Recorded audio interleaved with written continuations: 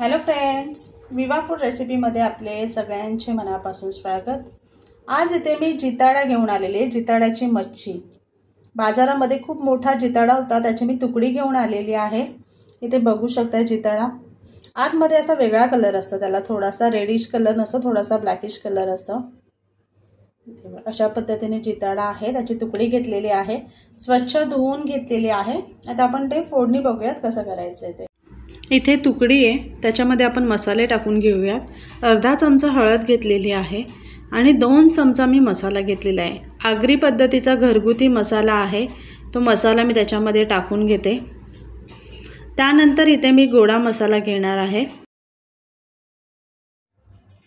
इथे मसाले आपल्याला व्यवस्थित मिक्स करून घ्यायचे, तुकडीला लावून घ्यायचे।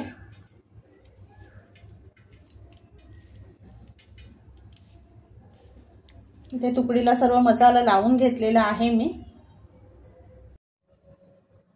इथे एका पातेलीमध्ये मी तेल गरम करून घेतलेले आहे, त्याच्यामध्ये लसूण टाकून घेऊया, थोडं हिंग टाकूया आणि इथे आपण मसाले लावून घेतलेली मच्छी आहे ती टाकून फ्राय करून घेऊया।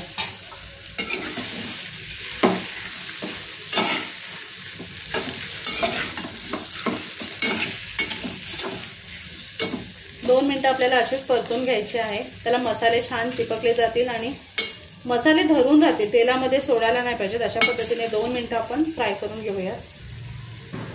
1-2 मिनिटं झालेली आहेत। आता ह्याच्यामध्ये मी मसाला टाकून घेते। मी मसाला करून ठेवलेला होता, सुकं खोबरं, आलं, लसूण, मिरची आणि कोथिंबीर याचं वाटून घेतलेलं आहे मी।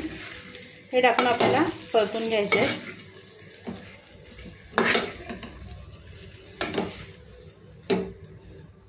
जास्त मिक्स करत नाहीये, कारण मच्छी तुटली जाते, म्हणून असंच ठेवून ते परतून घ्यायचे आपल्याला।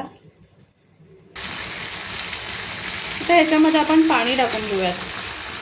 पाणी जास्त नाही टाकायचे, मच्छी बुडली जाईल एवढंच टाकायचे, कारण आपल्याला जास्त रस करायचा नाहीये, लागूनच रस करायचा आहे। खूप टेस्टी होते, खूप छान चवीला आहे ही मच्छी। इथे बघा, आता याला चांगली उकळ काढून घ्यायची आपल्याला। मच्छीला छान उकळ आलेली आहे, त्याच्यामध्ये आपण मीठ टाकून घेऊयात आणि कोकम।